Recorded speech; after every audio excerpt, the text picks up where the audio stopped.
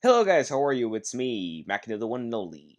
Today, Season 11 of Overwatch just dropped, and it is my sacred responsibility to go ahead and cover up the most important points of the update, including plenty of nerfs, buffs, and even two reworks to both Sojourn and Cassidy.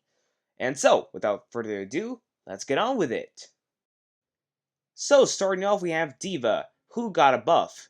Her propulsors now deal 25 damage points instead of the 15 damage points it dealt before the update.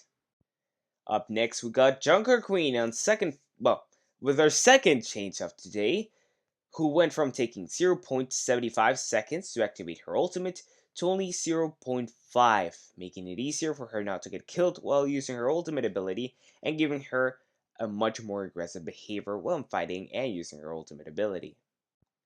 Third character to get a change, thankfully, was Orisa with a small buff, but it's still interesting. So, in today's update, the Javelin Spin went from having a 9-second delay to only 8 seconds. Which is not a big deal, but to be honest, Orisa was feeling kinda weak lately, so any buffs are really appreciated. Especially as a main Orisa.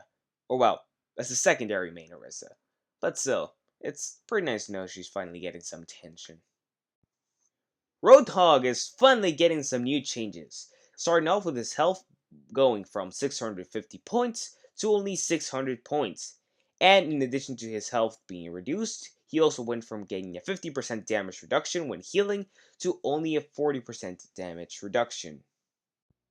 Okay, now onto the real deal. Cassidy's magnetic grenade just got deleted from the game, and it has been replaced for the flashbang from Overwatch 1, and makes it impossible for opponents to use any movement abilities for 1.2 seconds, with a 50% speed decrease. So basically, any enemies that get tagged cannot use any movement abilities for a second and a half approximately, and go 50% slower. And that's not all, because his ultimate ability also got a few changes. It initially has a speed decrease of 70%, and as ultimate comes to an end, it reduces all the way to 35% speed decrease. Something similar happens with the damage reduction, but it starts off at 40% and disappears by time and until the ultimate ends, where he officially goes back to his normal form. Sadly, it seems like for whatever reason, Mei wasn't annoying enough, because her damage went from 75 points to 85 points. Oh, fuck. Anyway, in another topic, we got Sojourn. And as I previously mentioned, she got a small rework that may or may not have made her slightly worse. But to be honest, I don't really know. Don't ask me. It's a community who's setting on fire the character right now, claiming that Sojourn is dead. But not to me, to be honest. I was playing with her a couple of matches ago, and I did pretty well. But anyways, her minimum damage when charging up her railgun went from 30 points at the lowest charge and 130 points at 100% to 1 at the minimum charge and 100 damage at 100%.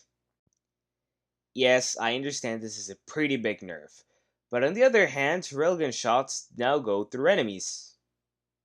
Railgun shots now go through. Wait a second. Is this true? Oh my goodness, this isn't a nerf at all.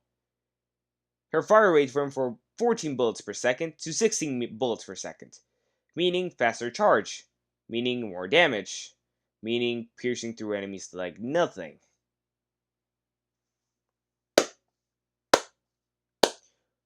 Wow. Great job, Blizzard. But I don't really care at this point, to be honest. I've seen Wrecking Ball being meta, so yeah, I've kind of seen everything at this point. Can you imagine Wrecking Ball being meta? Again? Thankfully, that's never going to happen, but Shoju's shots going through all enemy players at once will be pretty annoying in the future. Now, Symmetra has a base health of 125 points, which used to be just 100 health points, and has a faster charge on her primary fire of 25% speed, meaning that her death beam is even deadlier than before. Just like we need it. Thankfully, there are plenty of good news, and it is that my fully main Iyari finally got buff. Her healing pylon now heals 40 points per second, and the pylon's health increased by 25 points. Not to mention that her push went from dealing 10 damage to 25, which is pretty good actually, and I'm quite happy about this changes as a maniati. Let me know what you guys think on the comments. Kiriko! After 11 seasons of being absolute meta and just piercing through enemies, she is finally getting her first nerf in the history of Overwatch 2, and I'm not even kidding. Anyway, first of all, her Zuzu is no longer gets rid of any knockdowns, and her teleport went from taking 7 seconds on cooldown to 8 seconds on cooldown, which is definitely going to make that slippery little bastard be much easier to kill.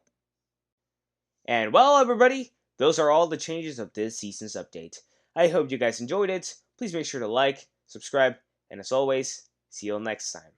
But also remember, you can follow me over on Twitch, where I tend to live stream between once or twice per week.